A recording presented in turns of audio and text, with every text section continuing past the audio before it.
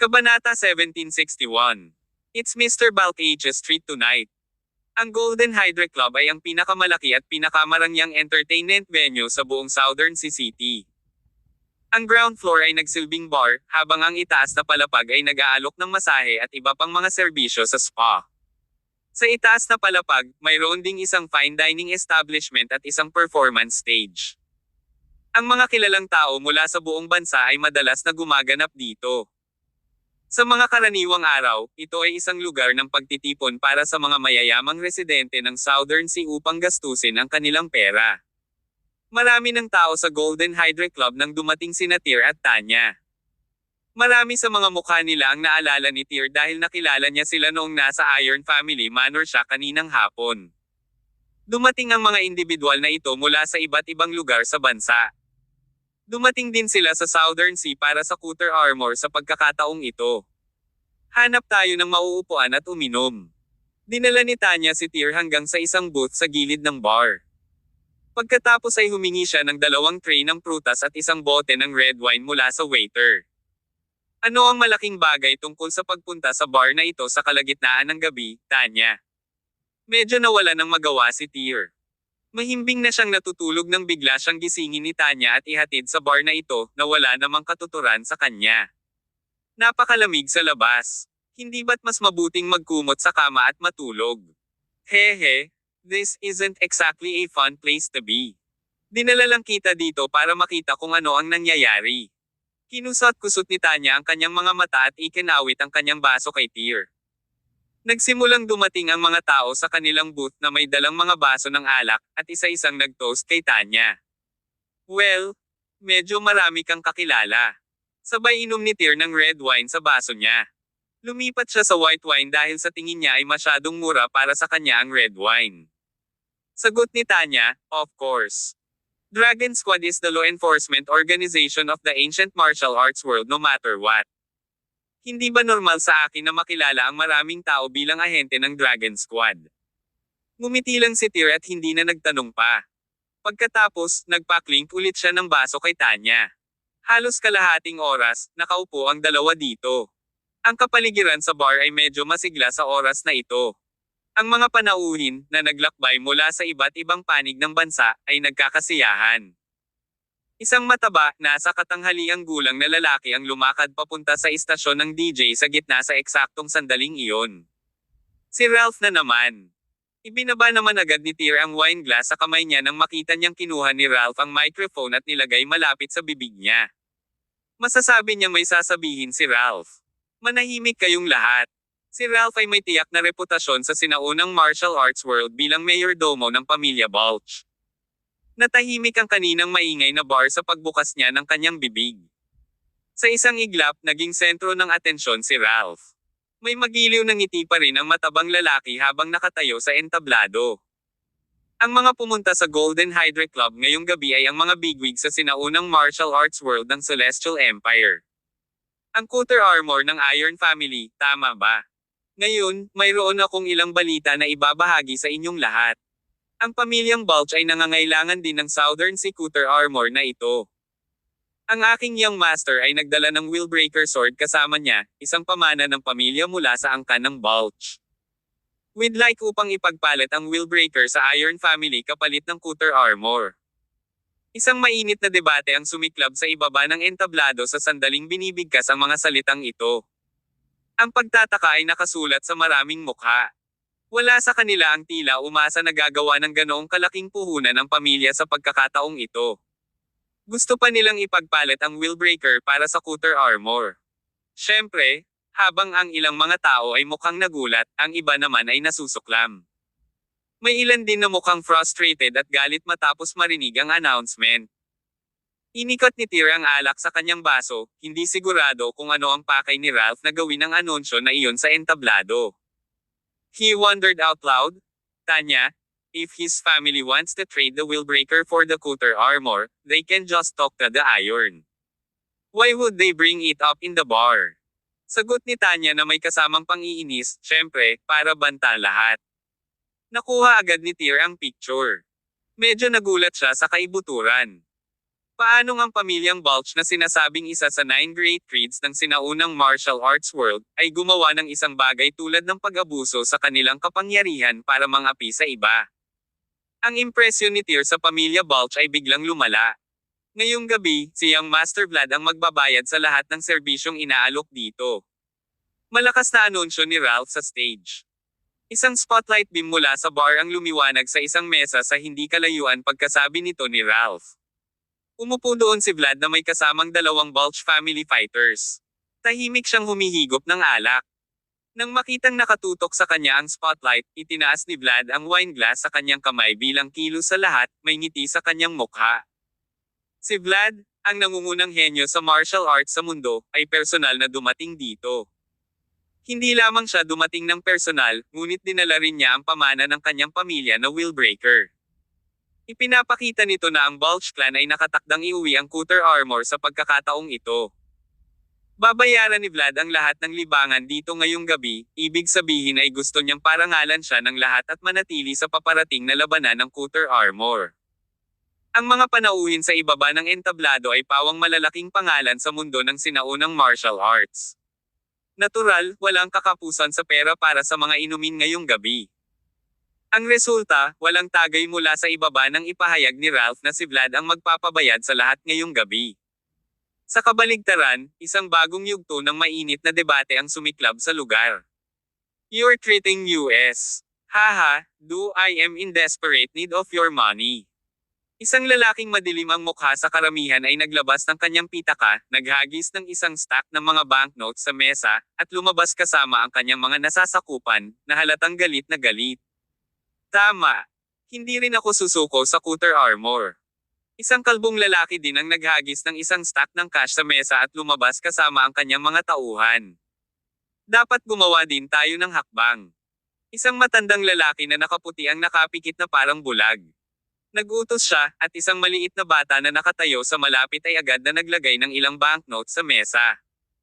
Pagkatapos ay naglagay ang bata ng isang sword case sa kanyang likod at tinulungan ang matanda na nakasuot ng puti sa paglalakad palabas ng bar. 6-7 grupo ng mga tao ang umalis sa club sa loob ng ilang minuto, naiwan ang kanilang pera. Sa tuwing may grupo ng mga taong iyon na papalabas ng pinto, nararamdaman nila ang isang pares ng mga mata na nanlilisik ang mga buta sa kanila. Madiin ang titig kaya napatayo ang mga balahibo sa batok. May pera ka ba? Tanong ni Tanya na singkit ang mga mata. Noon, nakainom na siya ng maraming alak, at namumula ang kanyang pisngi. Aha! Malumanay na tugon ni Tyr. Pagkatapos ay naglabas siya ng isang maliit na stack banknotes mula sa kanyang bulsa at inilagay sa mesa, hindi ba't babalik din tayo? Tanong niya. Nakangiting sumagot si Tanya, tiyak na mayroong isang napakakapanapanabot na palabas na magaganap sa ikalawang kalahati ng gabi.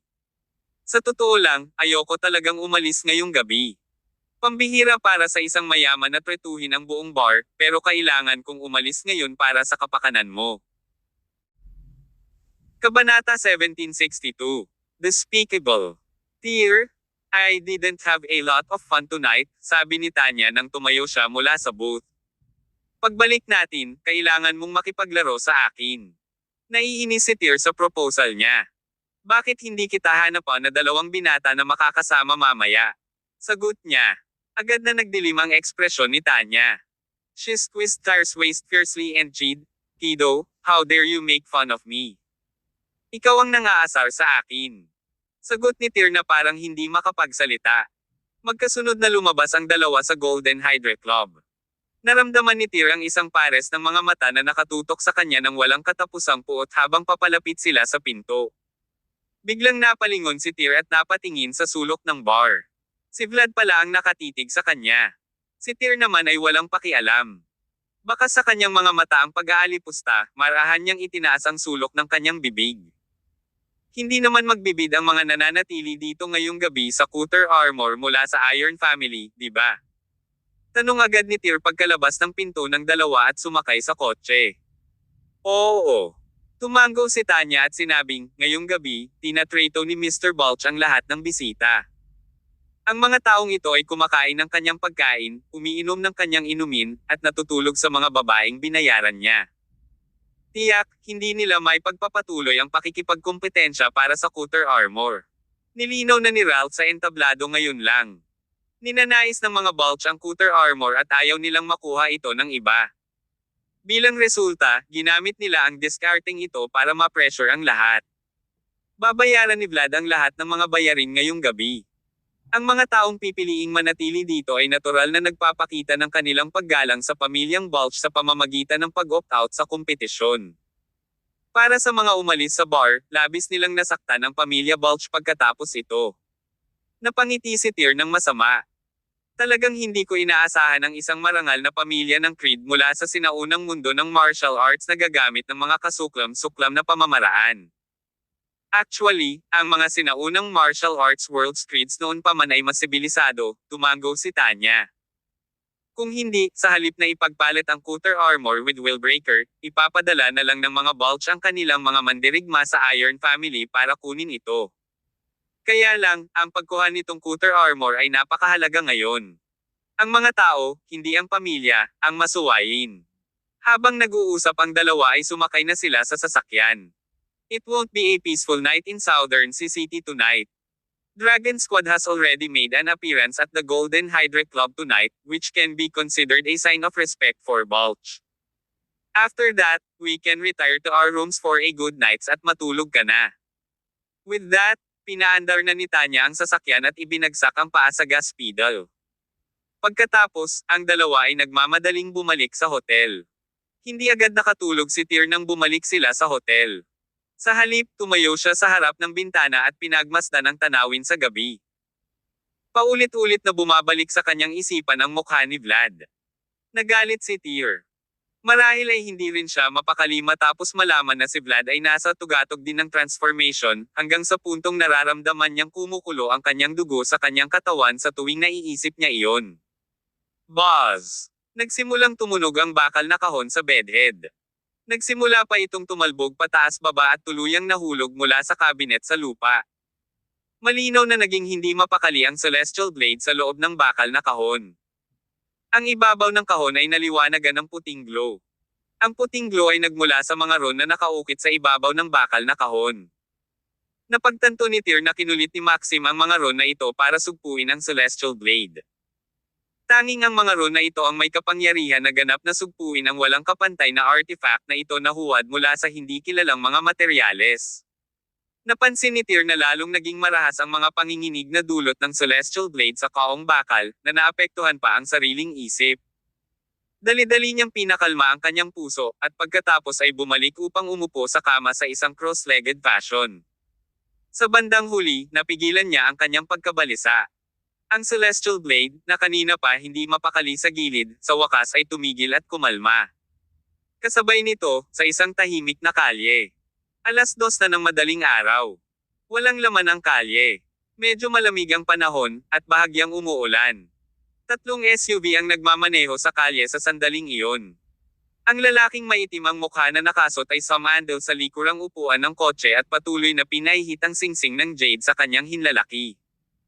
Isang lalaking naka-leather jacket ang umupo sa tabi niya, hawak ang isang maikling dagger sa kamay niya. Ang grupong ito ng mga tao ay kapareho ng mga kakaalis lang sa Golden Hydra Club. Nagmula sila sa isang hindi gaanong kilalang organisasyon ng martial arts. Dumating din sila sa Southern Sea para sa Cutter Armor sa pagkakataong ito.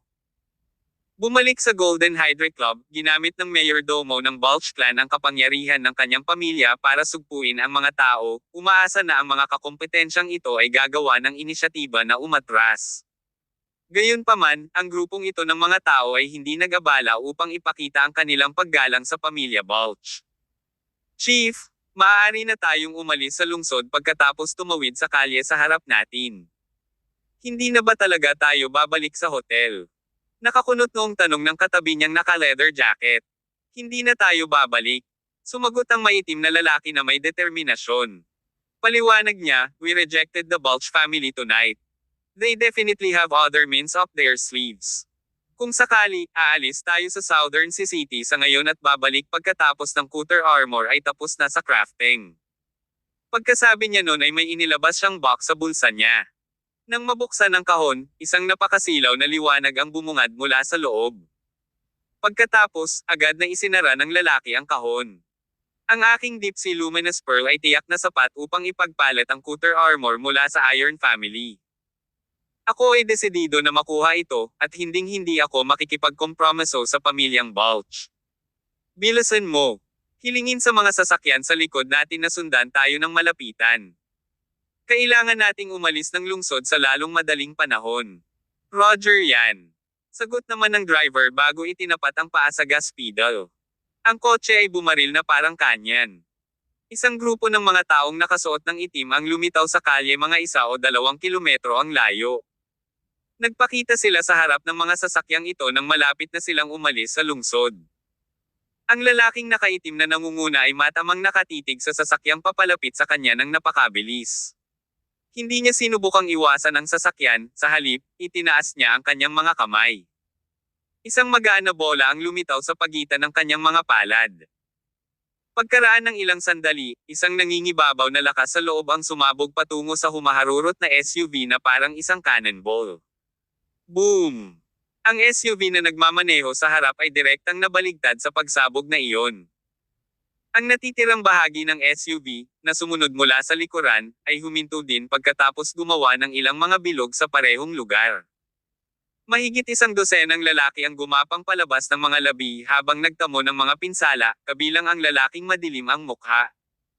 Nang mapansin niya ang isang grupo ng mga individual na nakasuot ng itim na nakatayo sa tapat ng kalye. Nakasimangot ang lahat ng lalaki, pati na ang lalaking maitim ang mukha. Hoy, Balch family, hindi ba't masyado kayong nangingibabaw pagdating sa paggawa ng mga bagay-bagay? Kapag ang Cutter armor ng Southern Sea ay dumating sa mundo, dapat itong makuha ng mga may kakayahan. Bakit hindi mo hahayaan ang iba na lumahok sa labanan para sa Cutter armor, ha? So, sigaw ng lalaking may maitim na mukha, na nanlilisik ng masama sa grupo ng mga taong nakaitim. Are you going as far as to murder people right now? Kabanata 1763. Malabong ilusyon. Hindi sumagot ang grupo ng mga lalaking nakaitim na nakasuot sa kanilang tapat. Paimpel nilang inilabas ang mga sable na dala nila at diretsong sinugod sa grupo ng mga lalaking madilim ang mukha. Alisin natin sila. Umungol ang lalaking nakasuot ng balat habang mahigpit na hawak ang punyal sa kanyang kamay. Agad na sumiklab ang labanan sa pagitan ng dalawang grupo ng mga tao. Gayunpaman, ang laban ay tumagal lamang ng 1 minuto o 2 bago natapos. Ang grupo ng lalaking nakasuot ng itim na lalaki ay nanatili sa kalye pagkatapos nito, habang ang lahat ng kanyang mga kaaway ay nahulog sa isang pool ng dugo. Ang pinuno, isang lalaking nakasuot ng itim, ay tumingin sa mga biktima na nakahiga sa lupa nang walang pakialam. Isang patak ng dugo ang tumulo mula sa dulo ng kanyang sable. Nag-offer na ako sa'yo ng chance. Lumapit ang lalaking nakaitim sa lalaking madilim ang mukha at itinutok ang sable sa mukha nito. Kasuklam-suklam. Ang lalaking nakaitim ang mukha ay may mga sugat sa buong katawan. Tinitigan niya ng masama ang mga salarin. Itinaas lang ng lalaking nakaitim ang sable sa kanyang kamay at tinapos ang trabaho. Ang ulo ng biktima ay tinaga ng lalaking nakaitim na nakasuot ng malinis na laslas ng kanyang sable. Kasabay nito, ang isang basag na kahon na gawa sa kahoy ay gamulong mula sa bulsa ng biktima, at ang luminous na perlas ay gamulong mula rito. Ang perlas ay kumikinang ng maliwanag, na para bang ito ay isang bumbilya na may liwanag na daan-daang watts. Mabilis nitong pinawi ang dilim sa paligid. Maraming residente sa nakapaligid na lugar ang nagbukas ng kanilang mga ilaw dahil sa maliwanag na nililiwanag ng perlas. Seryoso ang ekspresyon ng lalaking nakasuot ng itim habang tinatapakan ang nakasisilaw na perlas. Basagin. Nabasag kaagad ang hindi mabibaylang makinang na perlas, at ang liwanag ay agad na nawala. Linisin mo ang lugar na ito. Ilang minuto lang ay nalinis na ang lahat ng nasa kalsada. Maging ang dugo sa lupa ay naanod, na naiwan lamang ang mga marka ng espada at mga walang laman na kalye. Ang parehong insidente ay naganap sa iba't ibang lokasyon sa Southern Sea City ngayong gabi, alinman sa kalye, sa isang hotel, o sa ilang liblib na lugar sa labas ng lungsod. Kasabay nito, sinalakay ng isang grupo ng mga lalaking nakaitim ang isang grupo ng mga tao sa isa pang hotel sa Southern Sea City, na dati nang tinanggihan ang pag-aalok ni Mr. Balch ng kapayapaan sa Golden Hydra Club. Sinipa ng mga kalbong ulo na ito ang balde sa hotel bago sila makatakas. Naalarma ang staff ng hotel sa insidenteng ito. Dahil dito, nasunog ang hotel na iyon noong gabing iyon. Bandang 3:00 ng madaling araw, sa gilid ng kalsada ng hotel na tinutuluyan ni Natir at Tanya. Tila mabilis na lumalala ang panahon. Umulan ng malakas bandang 3:30 ng madaling araw. Patuloy ang pagbuhos ng malakas na ulan sa lupa. Isang bulag na matandang nakaputi ang inaakay ng 7 o 8 taong gulang na bata sa di kalayuan. Naglaan sila ng oras sa pagtawid sa kalye. Lolo, mukhang may sasakyan na nakaharang sa dinadaanan natin sa harapan. Biglang huminto ang maliit na bata at sinabi ito habang itinuro ang isang SUV na nakaparada sa gitna ng kalsada sa harap niya. Oh, sige. Bakit hindi ka pumunta doon at hilingin sa kanila na gumawa ng paraan para sa atin? Mungkahi ng bulag na matanda. Okay, Lolo. Nabitawan ng maliit na bata ang patpat na hawak ng matandang bulag. Dali-dali siyang lumapit sa kotseng nasa harapan niya. Binuksan ang pinto ng SUV, at lumabas ang 4 na lalaki na nakasuot ng itim. Pagkatapos ay tinitigan nila ang batang papalapit sa kanila nang walang pakialam. Uncles, your car are blocking my grandfather's way. Could you please move your car to side? Hindi nakikita ng mga mata ni Lolo. Dahil doon, hirap na hirap siyang maglakad. Nanatiling tahimik ang mga lalaking nakaitim na iyon. Ang isa sa kanila ay bumunot ng parang karit na sandata at walang pagdadalawang isip sa batang iyon. Swoosh swoosh swoosh. Nang ang karit sa kamay ng lalaking nakasuot ng itim ay dumating sa bata, ang bulag na matandang lalaki, na 7 o 8 metro pa ang layo, ay agad na nag-teleport at hinaranggan ang pag-atake sa ngalan ng batang iyon. Iniunat niya ang kanyang kamay at madaling sinalo ang karit ng umaatake. Malungkot ang ekspresyon ng matandang bulag. Kinawian niya kaagad, ang isang marangal na pamilyang Creed tulad ng mga Balch ay maaari pang umatake sa isang bata. Pagkababa ng boses ay marahang itinulak ng matanda ang kanyang kamay kaya napaatras ng ilang hakbang ang lalaki. Patayin sila. Walang pag-aalinlangan, ang 4 na lalaking nakaitim ay direktang sumugod sa bulag na matanda. Umalis ka. Inagaw ng matandang bulag ang maliit na batang lalaki sa tabi niya at sumugod ng 7 o 8 metro sa likuran niya. Tapos kumaway siya gamit ang kamay niya. Ang malakas na buhos ng ulan sa paligid niya ay nauwi sa ilang mga espadang ulan na pinaputukan niya sa 4 na umaatake. Walang pakialam ang 4 na iyon nang makita nila ito. Isa-isa nilang itinaboy ang espada ng ulan dala ang mga sandata sa kanilang mga kamay. Lahat sila ay top-of-the-line powerhouses, lalo na ang nanguna. Ang kanyang katawan ay nagliliwanag ng isang malakas na aura. Malinaw na isa siyang Supreme Warrior na gumugol ng maraming taon sa Transformation Realm.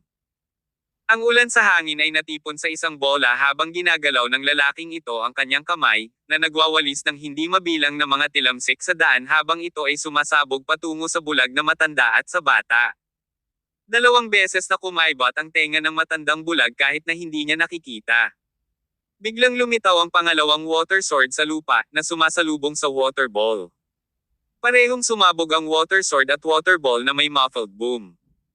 Parehong partido ay hindi nagawang samantalahin ang bawat isa. Lolo, mukhang disente sila, ungol ng maliit na batang lalaki sa tabi niya. Ayos lang. Bahagyang ngumiti ang matandang bulag. Isang gininto ang liwanag ang biglang lumabas sa kanyang katawan sa sumunod na sandali.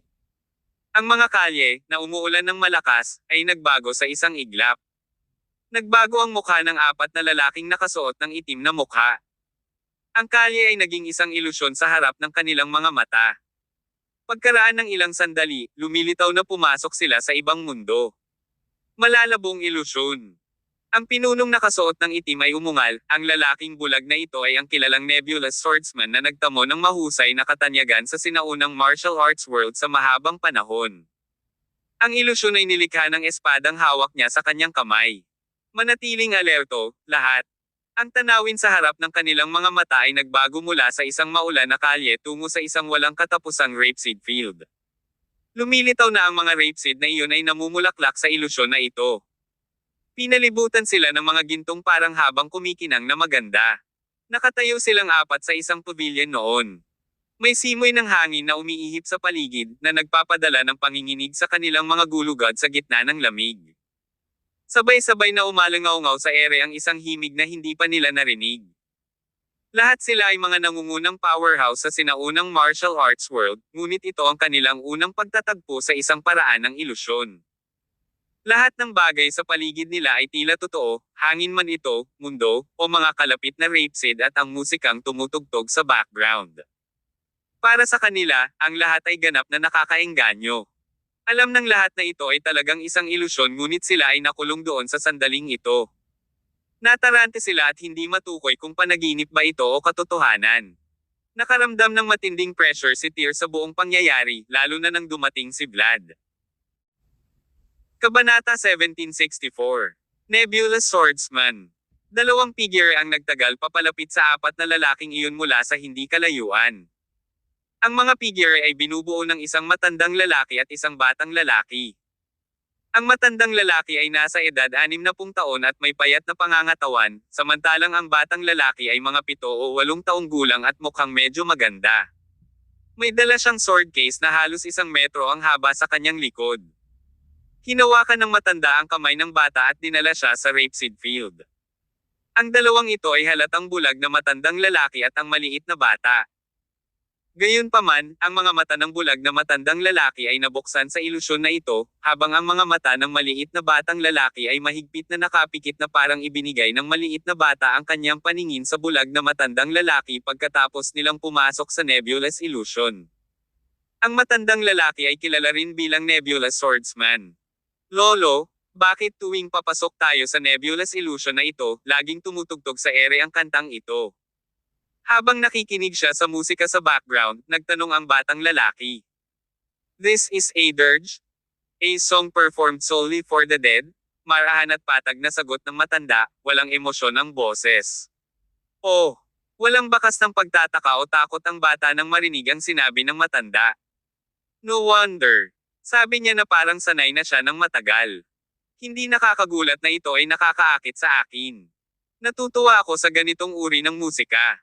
Lolo, 4 na tao ang mamamatay ngayon dahil sa ilusyong ito. Tingnan mo ang mga rapeseed na bulaklak sa paligid. Mukhang mas maliwanag ang mga ito. Hehe. Mahilig uminom ng dugo ang mga rapeseed na ito. Ba, hocus-pocus naman. Habang pinagmamasdan nila ang Nebulous Swordsman at ang maliit na batang lalaki na palapit ng palapit, ang 4 na nakaitim na lalaki sa pavilion ay hindi na makaupo. Mabilis silang lumabas ng pavilion habang nakataas ang kanilang mga armas. Palapit ng palapit ang dalawa sa pavilion.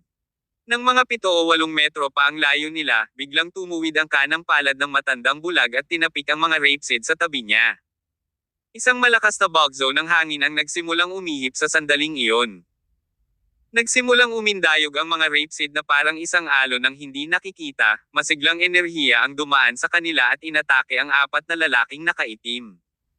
Nakaramdam ng pang-aapi ang 4 na iyon at sabay-sabay na umiwas sa pag-atake.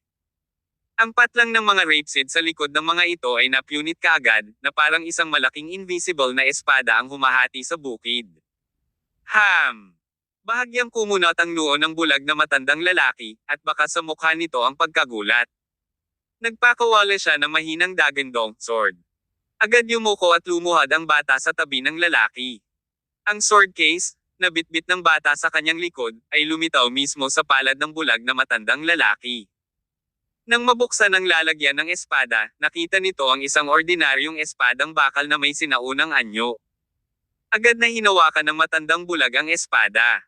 Sa sumunod na segundo, ang dating walang buhay na bakal na espada ay tila nabuhay at naging masigla. Ikinumpas ng bulag na matandang lalaki ang kanyang espada, at ang kanyang anyo ay sumugod hanggang sa pavilion, gumagalaw ng maganda tulad ng umaagos na hangin. Habang ang bulag na matandang iyon ay nagpakawala ng isang laslas, 3 lalaking nakaitim ang nabigong harangin ang kanyang pag-atake. Agad silang pinutol ng bakal na espadang iyon. Pinandilatan ng huling nakaitim na lalaki ang matanda at umatras hanggang sa likuran. Sinamantala ng matandang bulag ang tagumpay at hinabol siya. Ang dulo ng bakal na espada ay direktang nakatutok sa pagitan ng mga kilay ng lalaking nakasuot ng itim, na bumubuo ng isang dumadagandong pag-atake. Maraming powerhouse sa mundo ang mahihirapang pigilan ang pag-ataking ito. Ang lalaking nakaitim ay agad na tumalikod at nilaslas gamit ang sandata sa kanyang kamay sa kritikal na sandaling ito. Habang ang kanyang kabilang kamay ay biglang umangat, ang kanyang dalawang malabakal na daliri ay naipit ang espada sa kamay ng matanda sa isang iglap. Sa isang kalansing, ang bakal na espada ay nahati sa dalawa. Madali itong binaligtad ng lalaking nakaitim, at ang kalahati ng sirang espada ay nagbago ng direksyon nito. Saksak! Sinamantala ng lalaking nakaitim na iyon ang sitwasyon ng ang putol na espada ay tumusok sa dibdib ng bulag na matandang lalaki. Ang matanda ay lumipad palabas ng pavilion na may halong pag-ungol at ibinuga ang kanyang huling hininga bago lumapag. Lolo! Natulala ang bata na nakatayo sa labas ng pavilion nang makita ang tagpong ito. Lumabas sa pavilion ang lalaking nakaitim at nilapitan ng bata ng malaglag ang bulag na matandang lalaki sa lupa. Uncle! Uncle! Please don't kill me. Isa lang akong ulila na walang magawa. Inampun niya ako at hiniling na tulungan ko siyang bitbitin ang sword case. Napatingin ang bata sa lalaking nakaitim na may nakakatakot na ekspresyon. Hindi niya inaasahan na ganoon kalakas ang kalaban.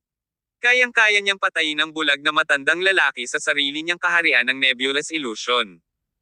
Saglit na nagulat ang lalaking nakaitim nang makita niyang biglang lumuhad sa lupa ang maliit na bata at humihingi ng awa.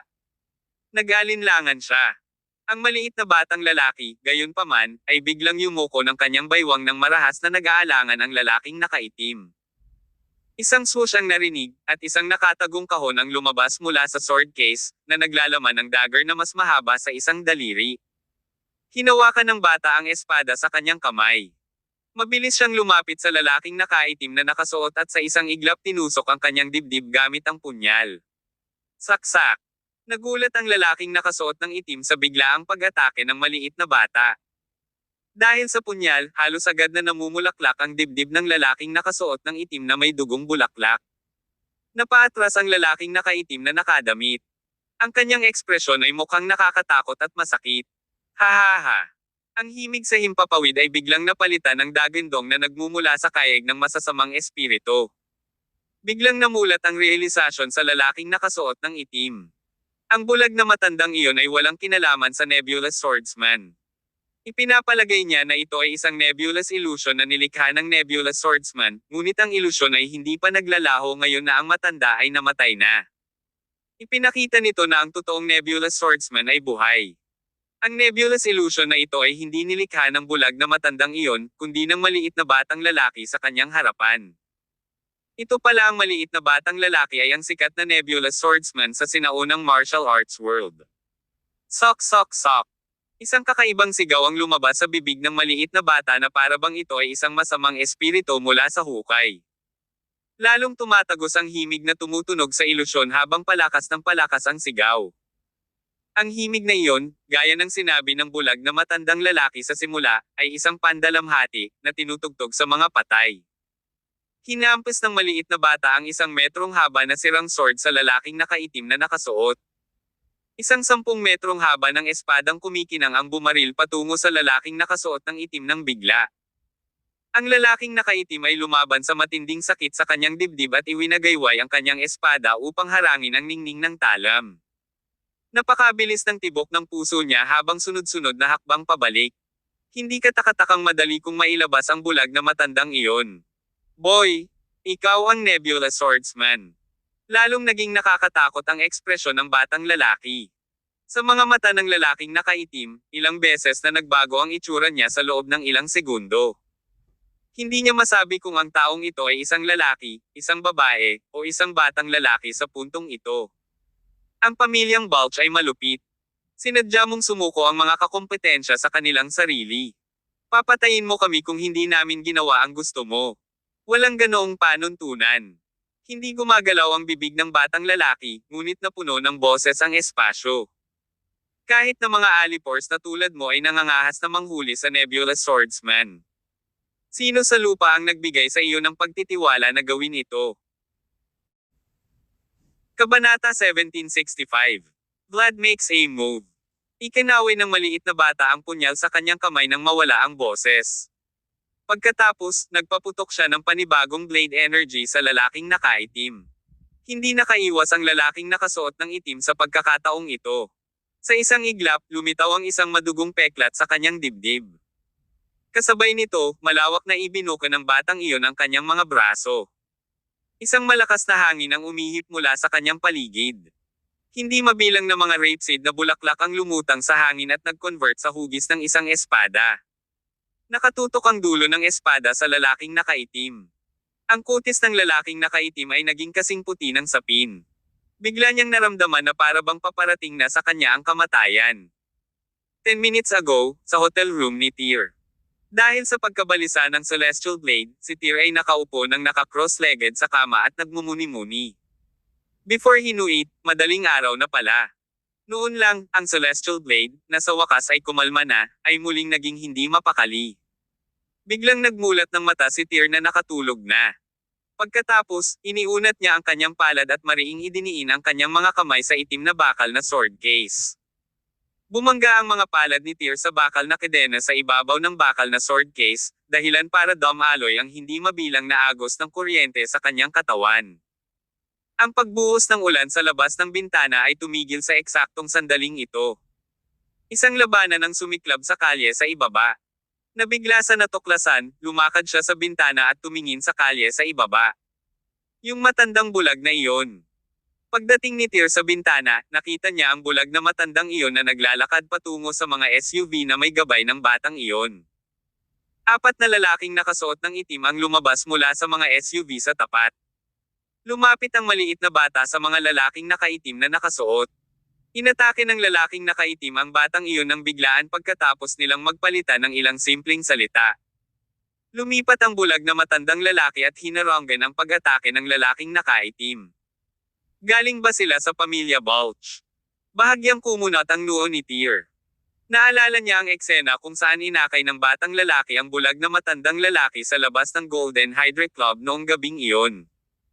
Hinula ni Tanya na hindi magiging mapayapa ang gabing ito. Lumalabas na nililinis ng pamilya Balch ang kanilang mga karibal. Masyadong malupit ang pamilyang ito pagdating sa paggawa ng mga bagay-bagay. Lumala ang impresyon ni Tyr sa pamilya Balch matapos makita ang eksenang ito. Naniniwala siya na handa silang gamitin ang lahat ng paraan na kailangan para makuha ang Cutter Armor. Hindi nagtagal ay napansin niya ang bulag na matandang lalaki at ang lalaking nakaitim sa dulang. Pagkaraan ng ilang sandali, silang anim ay nagyelo sa kalye at hindi gumagalaw. Anong nangyayari? Ilang sandali lamang ang nakalipas, ang mga taong iyon ay paspusang nag-aaway sa kalye, ngunit lahat sila ay tila nagyelo ngayon. Natural, walang ideya si Tyr na nakapasok sila sa nebulous illusion ng swordsman. Kakaiba lang ang iniisip niya. Nang ang malakas na kuryosidad ay magtutulak sa kanya na bumaba upang tingnan ang sitwasyon, bigla niyang natuklasan na ang 3 lalaking nakaitim ay nagsimulang magsuka ng dugo bago bumagsak sa lupa. Ano? Nang makita ni Tyr ang eksenang iyon ay parang may naintindihan siya. Kaagad pagkatapos noon, may lumabas na butas sa dibdib ng bulag na matandang lalaki, at siya rin ay bumagsak sa lupa. Tanging ang maliit na batang iyon at ang pinuno ng lalaking nakaitim ang nanatiling nakatayo sa dulo. Sa loob ng 10 segundo, ilang sugat ang lumitaw sa dibdib ng itim na damit na lalaki. Dumura siya ng isang subo ng dugo, lumabas sa kanyang bibig. Isang nakakatakot na hiyawan ang sumabog mula sa kalye sa eksaktong sandaling ito. Maging si Tyr ay naramdaman ang pag-iinit ng kanyang anit nang marinig ang tunog. Nagtaas ng kamay ang maliit na batang lalaki, na kanina pa nakatayong hindi gumagalaw. Isang itim na espada ang kumislap mula sa kanyang mga daliri ilang segundo bago niya binaril ang lalaking nakaitim. Gayunpaman, sa mahalagang sandali na ito, isang napakalaking mapang apong puwersa ang pumasok mula sa kabilang dulo ng kalye.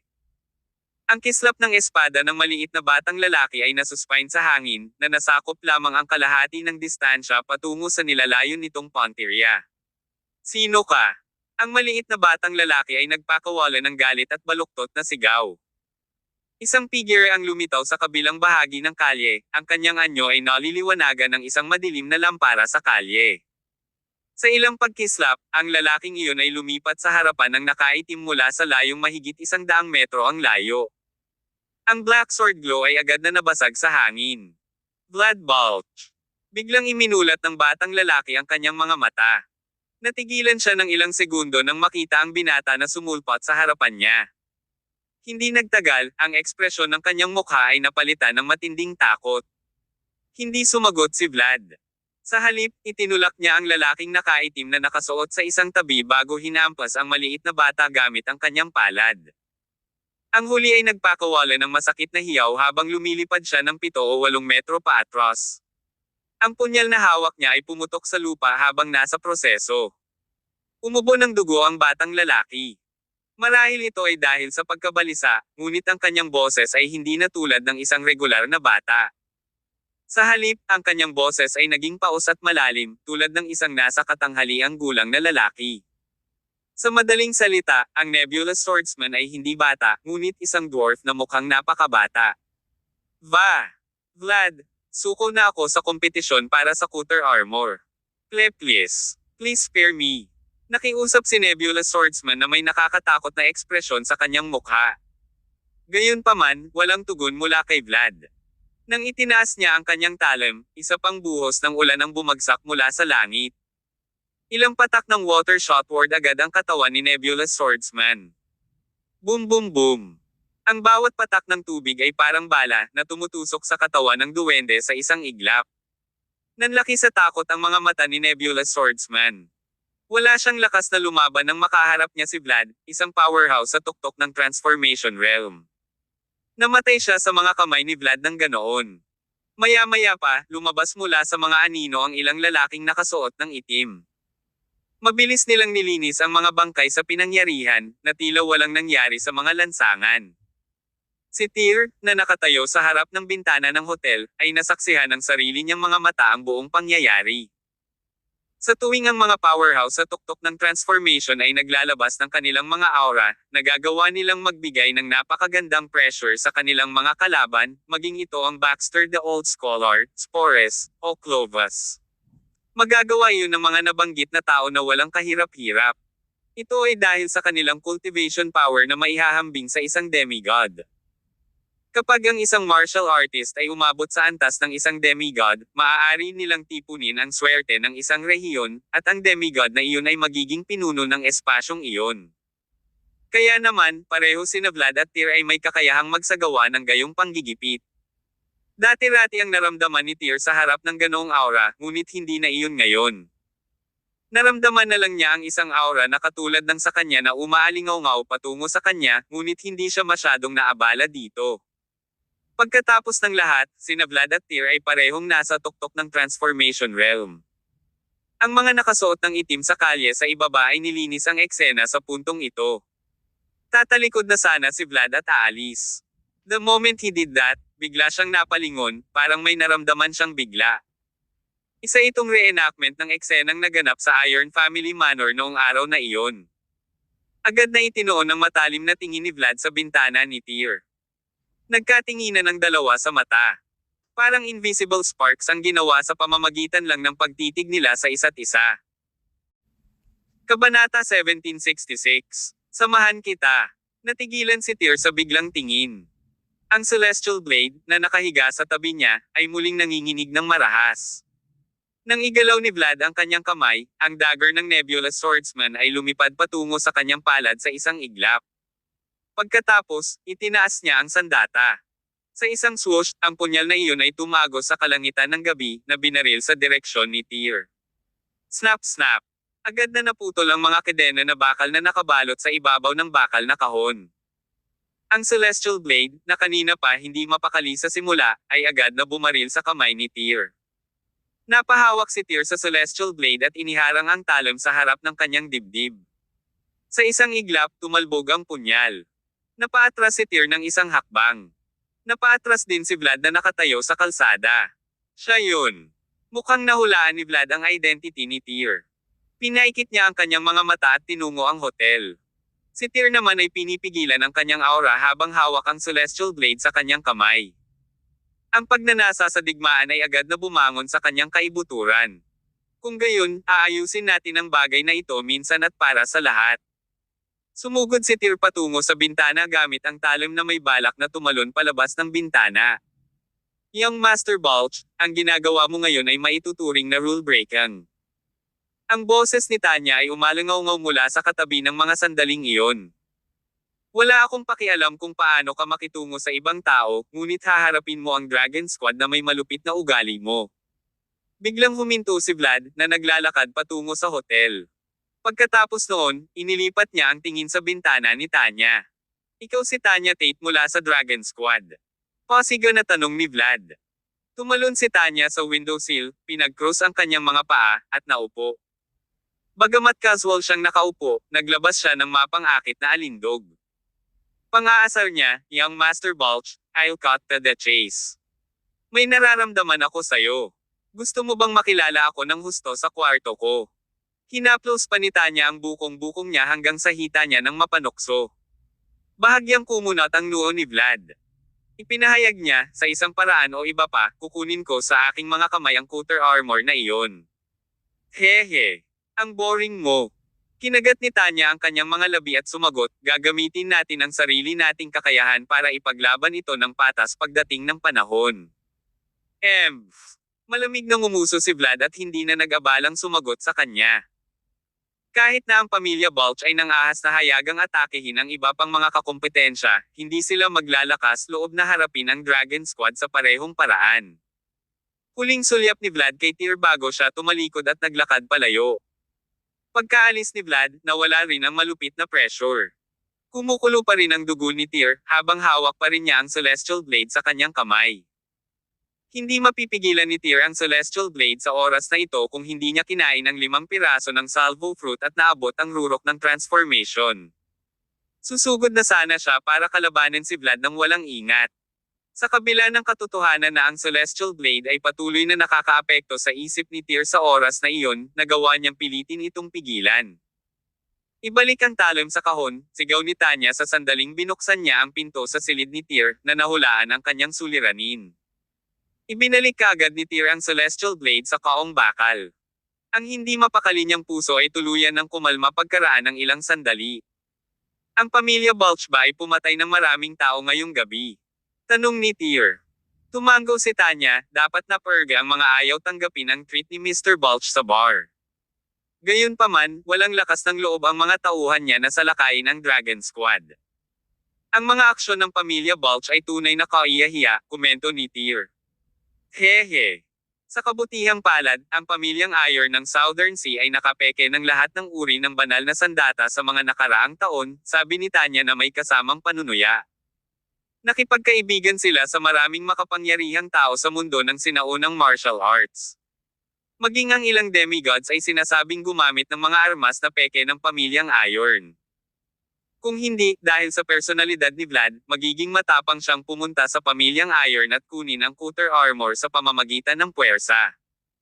If everything goes as planned when Coulter armor is done forging, patuloy ni Tanya habang tinatapik ang balikat ni Tyr. Iyon na ang panahon para makipagkompetensya tayo sa pamilyang Balch. Tyr, nasa iyo na lahat kung makukuha mo o hindi ang armor. Huwag kang mag-alala, Tanya. Sabi ni Tyr sabay tango. Dahil sinabi ni Senior Belisarius na ang halaga ng Celestial Blade ay maihahambing sa Willbreakers, tiwala pa rin ako sa aking kakayahang manalo sa bid para sa Coulter armor. Sige, since you're so confident about it. Speaking of which, napansin mo ba kung gaano katagal at malamig ang gabing ito? Iniba agad ni Tanya ang usapan. Gusto mo bang samahan ako sa isang inumin o dalawa para ipagdiwang ang iyong tagumpay? Nagulat si Tyr. Nahulaan niya ang susunod na gustong sabihin ni Tanya base sa pagnanasa sa mukha nito. Aba Tanya, madaling araw na, pag-uusapan natin iyan, nagmamadaling sagot ni Tyr habang tinutulak si Tanya palabas ng pinto. Hoy Tyr. Pagod na ako, Tanya. I really need to get some sleep. I can warm your bed for you by sleeping in it. Tanya, I really don't need your help. I have a wife and 3 children. Okay lang. Hindi ko sasabihin sa asawa mo. Walang imek si Tyr. Kailangan niyang gamitin ang bawat lakas na mayroon siya para tuluyang itulak si Tanya palabas ng kanyang silid. Matapos niya itong itulak palabas ay idiniin niya ang katawan sa pintuan. Sa pagod na paghaplos sa kanyang noo, natuklasan niyang basang-basa ito sa pawis. Dahil may isang araw pa bago ilabas ang Coulter armor, kinaladkad ni Tanya si Tyr at nag-shopping sa mall sa buong sumunod na araw. Ang mga babae ay may isang bagay na karaniwan ng hindi alintana ang kanilang lakas at personalidad. Sa mga normal na araw, kung kailangan nilang kumuha ng isang bagay, magpoproteste sila na sila ay pagod at hindi na makalakad pagkatapos lamang ng ilang hakbang. Sa kabaligtaran, kapag nakarating na sila sa mall, maaari silang maglakad ng walang tigil sa buong araw at hindi mapapagod. Ang masama pa ay binayaran ni Tyr ang lahat ng pinamili ni Tanya. Tila hindi niya inisip ang maliit na halaga ng pera na nagasto sa kanya, ngunit si Tanya ay nakikipagtawaran pa rin sa may-ari ng tindahan sa loob ng ilang dosenang dolyar. May mga pagkakataon pa nga na muntik na niyang labanan si Tyr para makamit ang kanyang layunin. Tumabi si Tyr the whole time, sobrang nahihiya. Ito ay isang hindi kapani-pani walang nakakapagod na gawain para sa mga lalaki na dalhin ang mga babae upang mamili. Ang kakilakilabot na araw na iyon ay sa wakas ay natapos na. Si Tyr, parang nakaalis na siya sa battlefield. Binalak sana ni Tanya na isama si Tyr sa night market ng gabing iyon, ngunit tumanggi si Tyr. Sa wakas, pagkaraan ng isang gabi, dumating na ang araw para sa pagpeke ng Coulter Armor. Nagmaneho sina Tyr at Tanya sa Iron Family Manor pagkatapos ng almusal noong umagang iyon. Malinaw na mas tahimik ang lugar ngayon kaysa noong huling beses nilang binisita ang pamilyang Iron. Maliban sa sariling sasakyan ng pamilyang Iron, wala silang nakitang sasakyan na pagmamay-ari ng ibang tao. Hindi napigilan ni Tyr na mapabuntong hininga matapos mapansin ang pagbabago ng atmosphere habang bumababa sa sasakyan kasama si Tanya. Mukhang nakagawa ng may-sensi ng trabaho ang pamilya Balch nitong nakaraang 2 araw. It's a good thing, nakangiting sabi ni Tanya. At least walang langaw na makakaabala sa atin. Let's go. We should enter the manor right now. The Coulter Armor will be forged in an hour. Kabanata 1767. Ang Iron Atelier. Okay. Nakarating sila sa gate ng Iron Family Manor sa paglalakad. Pagkapasok nila sa mansyon, lumabas si Asger at isang grupo ng mga tao mula sa loob. Nakangiting binati niya agad sina Tyr at Tanya. Gayunpaman, tila medyo mapait at pilit. Mukhang wala ka sa magandang mood, Kuya Asger, sinadya ni Tanya sa pabirong tono. Miss Tate, kung mangyari sa iyo ito, maganda pa ba ang kalooban mo?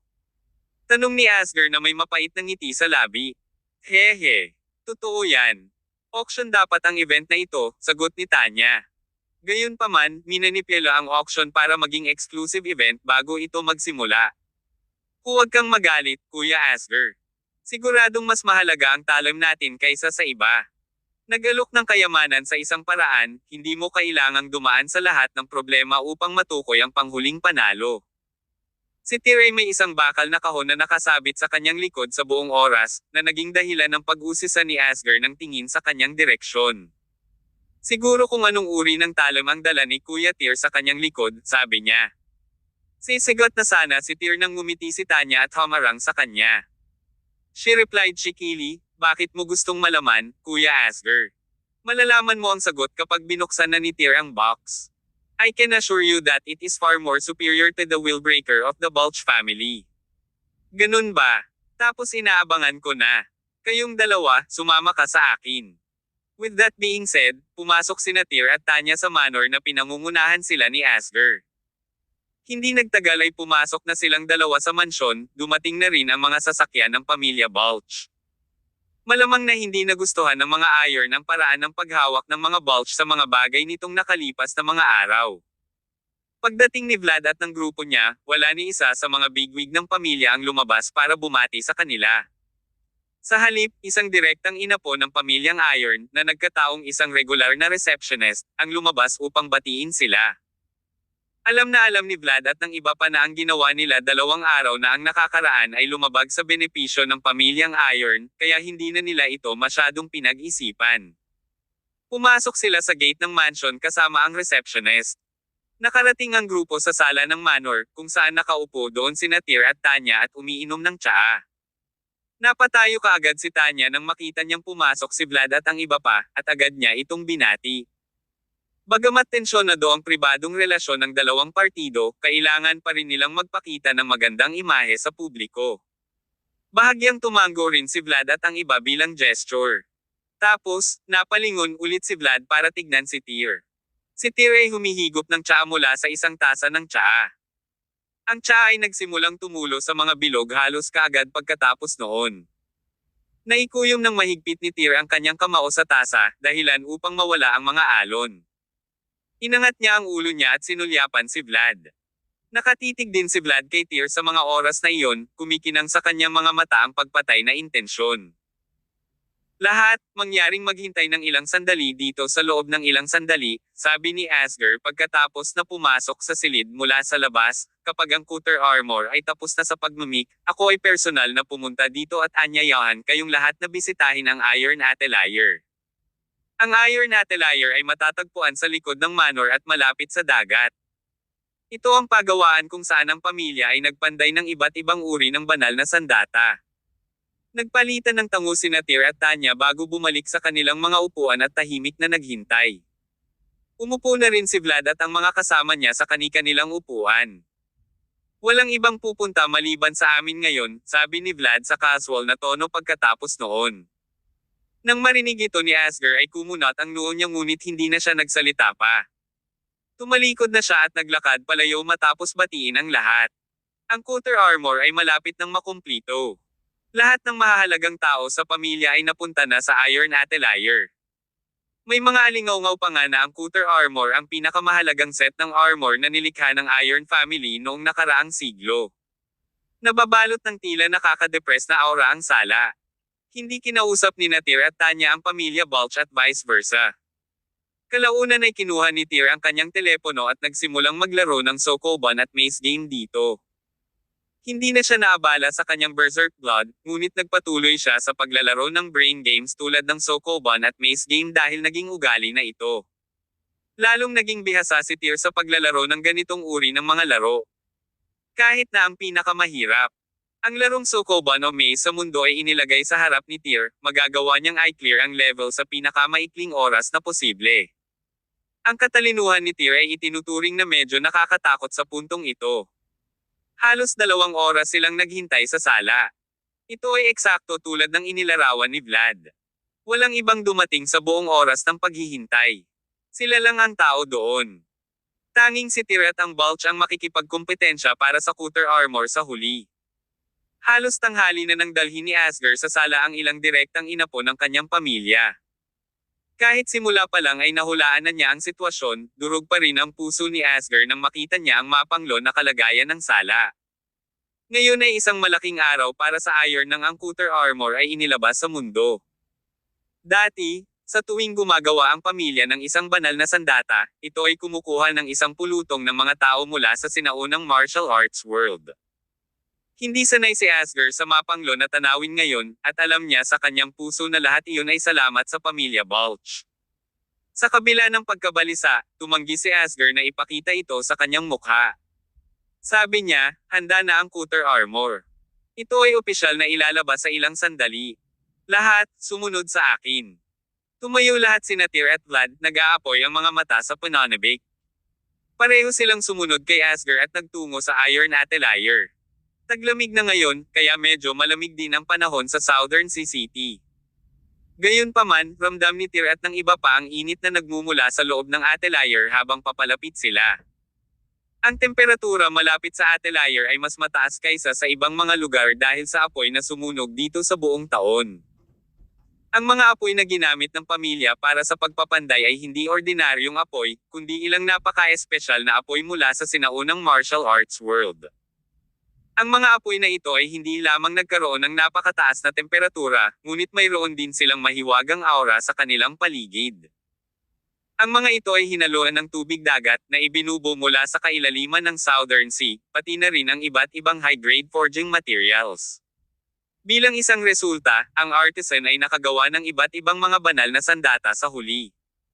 Tinanggal na ni Tyr at Tanya ang kanilang mga jacket nang makarating sila sa gate ng Iron Atelier. Sa kabila nito, may mga butil pa rin ng pawis sa kanilang mga noo. Dinig na dinig nila ang walang katapusang kalampag na nagmumula sa Iron Atelier pagdating pa lang nila sa gate. Pumasok ang grupo sa Atelier kasama si Asger na nangunguna. Kabanata 1768. Nandito na ang Cutter Armor. Isang napakalaking bronze statue ang lumitaw sa harap nila. Halos 20 metro ang taas ng estatwa. Isang napakalaking bronze turtle ang nakaupo sa ibaba nito, at isang parang buhay na skyla ang nakaupo sa itaas nito. Ang pagong na iyon ay ang Black Cooter, isang mystical na nilalang na nagkataong Diyos din ng pamilyang Iron. Sinabi na ang Irons ay nakakuha ng isang piraso ng itim na Cooter shell noon. Ito ang simula ng maalamat na nangungunang forging na pamilya sa sinaunang martial arts world ng Celestial Empire. Sa ngayon, itinuturing ng Irons ang Black Cooter bilang isang Diyos, kaya curious ako kung totoo ang alamat ng Black Cooter shell, nag-iisip na sabi ni Tyr habang nakatingin sa napakalaking bronze statue ng Black Cooter na nasa harapan niya. Ito ay hindi isang alamat, ngunit isang katotohanan, bulong ni Tanya sa tainga ni Tyr. Hindi lang iyon, ngunit sinabi rin na ang sandata na ginawa nila sa pagkakataong ito ay gawa mula sa piraso ng itim na Cooter shell na mayroon sila noon, na nagbigay sa armor ng kakayahang ganap na harangan ang malahalimaw na lava. Sigurado ka ba dyan? Hehe. Tumawa si Tanya. Bakit hindi mo ituloy at tingnan ang baluti kung gusto mong makasigurado? Isang pinto ang bumuka sa harapan nila.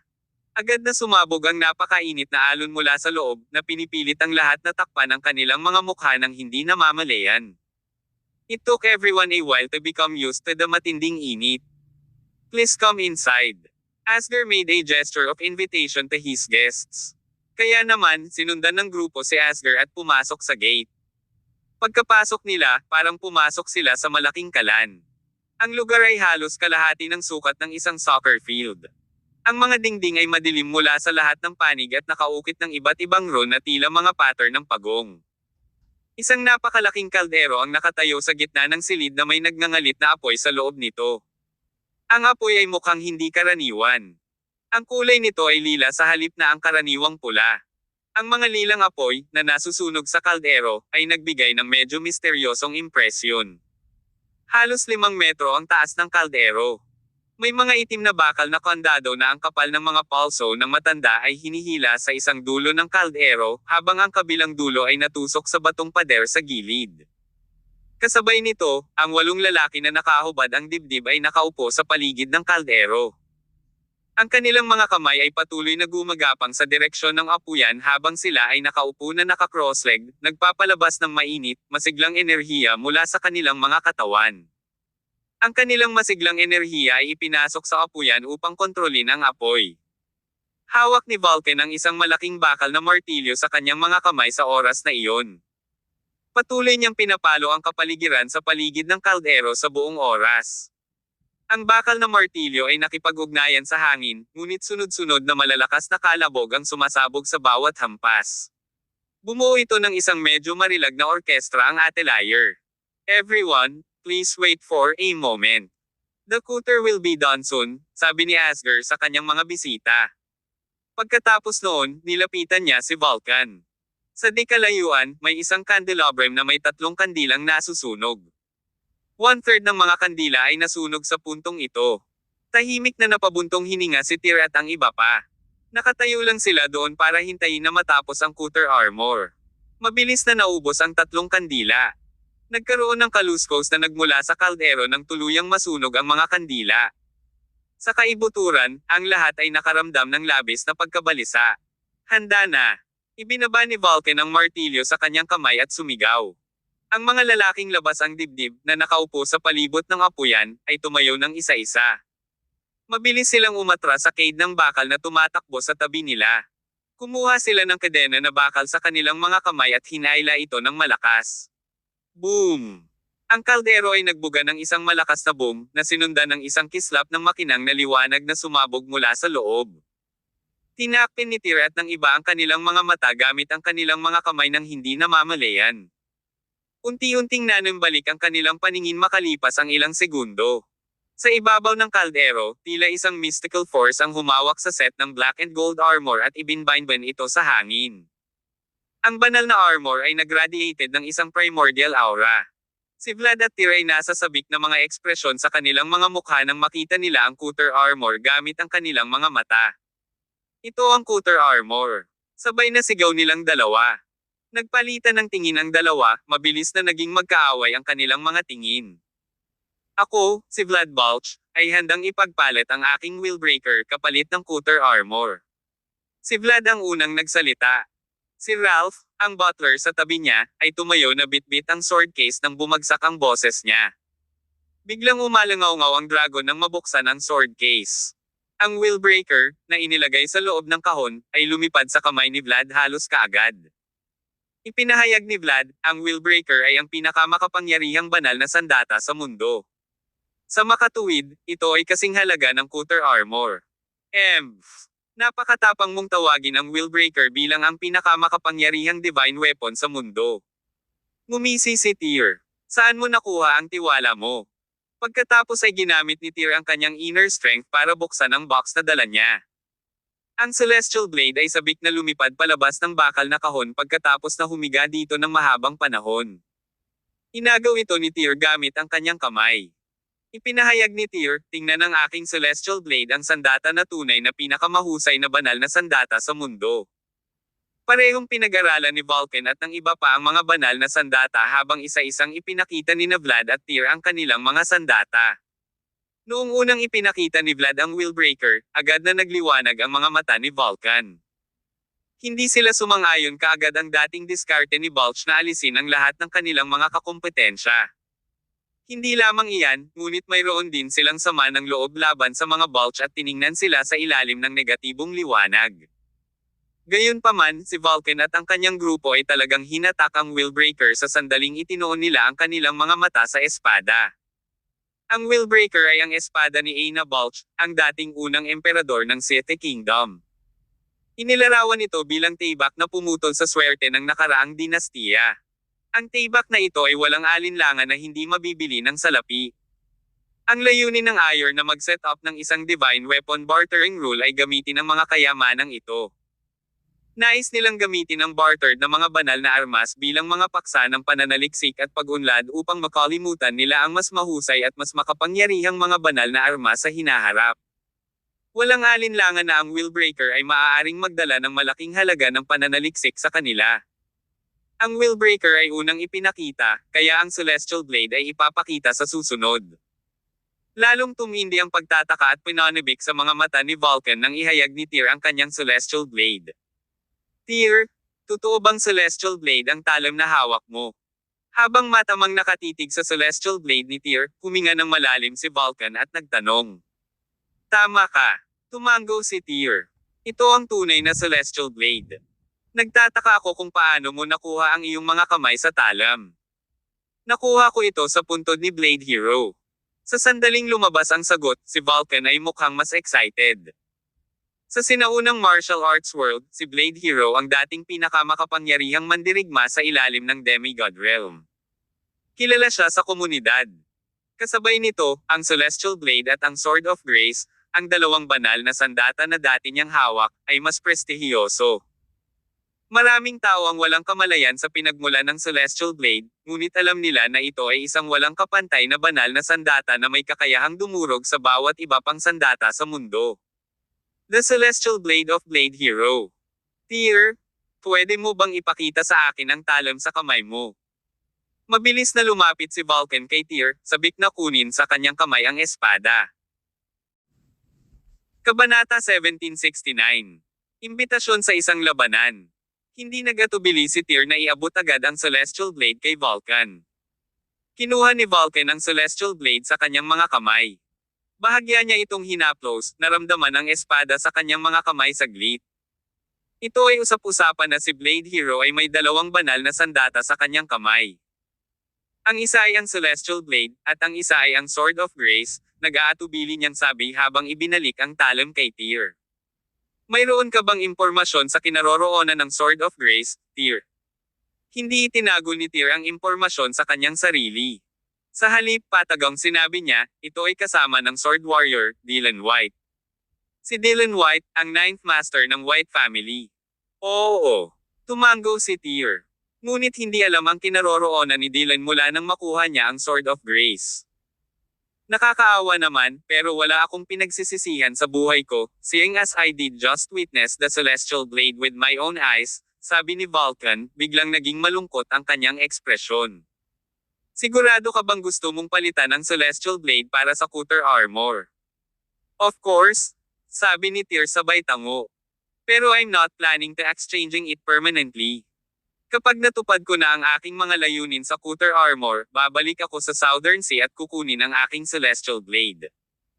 Oo, ngunit sa panahong ito, gagawin namin ang aming pananaliksik sa Celestial Blade, paliwanag ni Vulcan sabay tango. Are you sure you don't mind? Of course, we will ensure that the Celestial Blade is intact. After you take the armor sa akin, you must ensure that the armor is in good condition too. Kung ang armor ay nasira, ano ang gagawin mo? Ito ba ang kapalit? Syempre naman. Nakangiting tumango si Tyr. No problem. I understand your family's rules. Si Tyr at Vulcan ay masayang nag-uusap, tila na pagdesisyonan na ni Vulcan na ipagpalit ang Cutter Armor sa Celestial Blade ni Tyr. Nataranta ang mga katabi niyang Bulch sa eksena. Ang willbreaker ng aking pamilyang Bulch ay hindi mas mababa kaysa sa Celestial Blade. Ang willbreaker ay biglang natabunan ng gininto ang glow habang itinaas ni Vlad ang espada sa kanyang kamay. Ibinalik ni Vulcan at ng iba pa ang kanilang tingin kay Vlad sa eksaktong sandaling iyon. Pareho kayong may hawak na walang kapantay na banal na sandata. Parehong maihahambing ang halaga sa Cutter Armor, ngunit mayroon lang tayong isang set ng armor na iyon, kaya walang dahilan para magalit ka tungkol dito. Dahil isang set lang ng Cutter Armor, tutukayan natin ang mananalo sa pagitan ng Willbreaker at ng Celestial Blade para makita kung alin ang mas malakas. Malamig na sabi ni Vlad. Walang alinlangan, hinahamon ni Vlad si Tyr ng isang deklarasyon ng digmaan. Ang kanyang mga mata ay puno ng puot kay Tyr mula nang makita siya. May negatibong impresyon si Tyr kay Vlad mula nang makilala niya ang lalaking ito. Baka nag-away na sila kung hindi nag-forward si Tanya bilang ahente ng Dragon Squad noong nakaraang gabi. Mayroon lamang isang set ng Cutter Armor na magagamit, kaya kailangan ni Tyr at Vlad na lumaban maaga o huli. Natahimik si Vulcan at ang iba pang nasa gilid matapos marinig ang sinabi ni Vlad. Naghintay sila ng reaksyon ni Tyr at Tanya. Iniangat ni Tanya ang ulo kay Tyr, at inaabangan niya ang sagot nito. Tugon ni Tyr, dahil gustong lumaban niyang Master Bulch, paano ko tatanggihan ang imbitasyon mo? Isang set lang ng Cutter Armor, at ito ay pag-aari ng nanalo. Itinaas niya ang Celestial Blade habang nagsasalita siya. Okay. Hindi na nagabalang magsalita pa si Vlad. Tumakbo siya palabas ng Iron Atelier kasama ang Willbreaker na dala. Sinundan siya ni Tyr mula sa likuran. Nang mapansin ito ng iba ay hindi na sila nagdalawang isip na ituloy sila. Ang dagat ay matatagpuan sa labas ng Iron Atelier, at mayroong hindi mabilang na mga bahura sa tabi ng dagat. Sa oras na ito, nakatayo sa bahura sina Tyr at Vlad habang nakaharap sa simoy ng dagat. Ang matataas at malalakas na alon ay patuloy na humahampas sa kanila. Nagharap ang dalawa ng may pagbabanta. Tyr, kung gusto mo ng Cutter Armor, ibig sabihin gusto mo ring pumasok sa Hellsby Mountain para makuha ang terrain ng dragon, tama ba? Tumingin si Vlad kay Tyr ng maningning at mapupungay na mga mata at nagtanong. Hindi umiwas si Tyr sa tanong ng lalaki. Sagot niya, hindi mo rin ba hinahangad ang parehong bagay? Sumagot si Vlad, haha. Mayroon lamang isang set ng Cutter Armor at isang terrain ng dragon, kaya ang pagiging demigod ay isang beses na pagkakataon. Kahit sino na sumubok na manindigan sa maraming paraan ng pagiging isang demigod ay mapuputol sa kalahati. Ibabalik ko sa iyo ang eksaktong parehong mga salita. Ayaw ni Tyr na magsayang ng oras sa pakikinig sa mga pinagsasabi ni Vlad. Umuungol na ang Celestial Blade sa kanyang kamay, na para bang naglalaway sa pag-iisip na ubusin ang dugo. Hinugot ni Vlad ang kanyang espada at itinutok ito sa hangin. Isang golden sword light ang sumugod diretso sa langit. Pagkatapos ay nilaslas niya ito patungo kay Tyr, na itinuro ang liwanag ng espada sa kanyang direksyon. Tumangala si Tyr para sa dulang sa sword light. Pagkatapos, mabilis siyang lumingon sa isang bilog at tumugon ng isang laslas na counterattack, nagpapadala ng napakalaking liwanag ng espada sa kalangitan. Boom! Isang malakas na ingay ang nagmula sa langit, na nagdulot ng sunod-sunod na pagsabog sa ibabaw ng dagat, na bumubuo ng 12-12 ng metrong mataas na alon na sumugod patungo sa kalangitan. Ang nakakatakot at masiglang aura ay kumalat sa buong lugar, na nagparamdam kay Vulcan, Tanya, at iba pa na tumatakbo palapit sa kanila na parang duckweed na lumulutang sa dagat. Ang kanilang mga katawan ay nasa bingit ng pagbagsak mula sa epekto ng resulta. Napakalakas ng pag-atake. Umalis ka. Retreat. Ang lahat ay natatakot na gumawa ng isa pang hakbang pasulong. Umatras sila sa pinakamataas na bilis ng daan-daang metro. Napagmamasdan lang nila ang labanan ng dalawa mula sa malayo. Sinimulan na ni Tyr at Vlad ang malapitang labanan pagkatapos ng palitan ng pag-atake. Itinaas ni Tyr ang kanyang espada, at iniwas ni Vlad ang kanyang talam. Pareho silang napakabilis, at ang kanilang mga katawan ay naging after images. Sa wakas, tanging ang tunog lamang ng walang katapusang suntok ang maririnig na umaalingaw-ngaw sa hangin. Parehong bihirang banal na sandata sa mundo, ito man ay ang Celestial Blade o ang Willbreaker. Nanganggayong mga sandata ay bumangga sa mga kamay ng transformations parang wala lang, isang nakakatakot na kapangyarihan ang pinakawalan. Ang mga bato ay lumipad ng ligaw ng ilang sandali, na binaligtad ang lugar. Ang labanan sa pagitan ng dalawang ito ay parang isang labanan sa pagitan ng dalawang sinaunang Diyos. Ama, ito ba ang lakas ng rurok ng Transformation Realm? Sobrang nakakatakot. Sino sa tingin mo ang mananalo? Tanong ni Asger na halos lumundag ang puso sa kanyang lalamunan habang pinagmamasdan ang labanan nilang dalawa nang hindi kumikislap ang mga mata. Kung ang laban na ito ay determinadong mapagtagumpayan sa pamamagitan ng puwersa, si Tyr ay hindi magiging kalaban ni Vlad dahil kamakailan lamang siya ay pumasok sa tuktok ng pagbabago. Huminga ng malalim si Vulcan at nag-analyze. Ano? Agad na bumagsak ang mukha ni Asger. Sa kaibuturan niya, ayaw niyang manalo si Vlad sa labanan at kunin ang Cutter Armor. Masama ang impresyon niya kay Vlad sa simula pa lang. Ngunit binago ni Vulcan ang paksa pagkatapos ng pagsasabing, ang kapangyarihan ni Vlad ay mas malalim kaysa kay Tyr, ngunit pareho silang nasa tuktok ng pagbabago, kaya sa asensya, bawat isa sa kanila ay maaaring durugan ang kanilang kalaban. Napakaraming mga variable sa labanang ito. Ang labanang ito ay hindi tungkol sa pagtukoy kung sino ang mas malakas, ngunit sa halip, ito ay tungkol sa pagtukoy kung aling mahiwagang sandata ang mas makapangyarihan, maging ang Celestial Blade o ang Willbreaker. Paano natin makikilala iyon? Hindi maiwasang magtanong si Tanya sa gilid. Kabanata 1770. Nasira ang Willbreaker, at nanalo ang Celestial Blade sa labanan. Naningkit ang mga mata ni Vulcan, at sumilay sa kanyang mukha ang isang maalalahang ngiti. Inihayag niya, ang isa sa mga espadang iyon ay kailangang baliin para mapagpasyahan ang isang mananalo. Ano? Natigilan lahat, si Tanya at ang iba pa nang marinig nila ang sinabi ni Vulcan. Senior Vulcan, hindi ka ba masyadong desidido sa conclusion na iyon? Tanong ni Tanya habang paulit-ulit na umiiling. Parehong ang Celestial Blade at ang Willbreaker ay walang katulad ng mga banal na sandata. Paano sila masisira ng ganoon kadali? Nang marinig ito ni Ralph at ng iba ay kumunat ang noo nila sa gilid. Ang mga banal na sandata ay likas na hindi magagapi kapag nakikipaglaban sa mga ordinaryong sandata, tugon ni Vulcan. Ngunit ito ay isang labanan sa pagitan ng dalawang banal na sandata. Sino ang nakakaalam kung ano ang mangyayari? Kung ang isa sa mga banal na sandata ay dapat sirain, ito ay dapat na ang Celestial Blade, agad na deklara ni Ralph. Hindi namin alam yan. Malamig na ngumuso si Asger bilang tugon. Huwag mong bilangin ang iyong mga manok bago mapisa. Malalaman natin sa lalong madaling panahon kung anong sandata ang mas malakas pagkatapos ng kanilang labanan. Si Tyr at Vlad ay paspusang naglalaban sa bahura, habang sina Ralph, Asger, Tanya, at ang iba pa ay handa na ring tumalon sa bawat isa. Ang labanan sa pagitan ni Tyr at Vlad ay umabot sa kasukdulan sa puntong ito. Parehong malinaw na ibinibigay nila ang lahat. Naturally, wala sa kanila ang ganap na madaig ang kanilang kalaban sa ganitong sitwasyon ng labanan dahil pareho silang mga powerhouse sa tuktok ng Transformation Realm. Sa puntong ito, pareho silang nagtamo ng mga pinsala sa iba't ibang antas. Si Vlad ay sinaksak ni Tyr, habang ang balikat ni Tyr ay nabutas ng espada ni Vlad. Ang mga sugat na ito, gayunpaman, ay hindi makakaapekto sa pagganap ng dalawa. Ibinibigay pa rin nila ang lahat, at walang gustong sumuko sa isa. Deliquescent / Isang malakas na dagandong ang pinakawalan ni Vlad, at ang wheelbreaker sa kanyang kamay ay biglang itinuro sa hangin. Isang nakakatakot na liwanag ng espada ang sumugod sa kalangitan, na agad na pinukaw ang mga ulap at tinakpan ang araw sa kalangitan.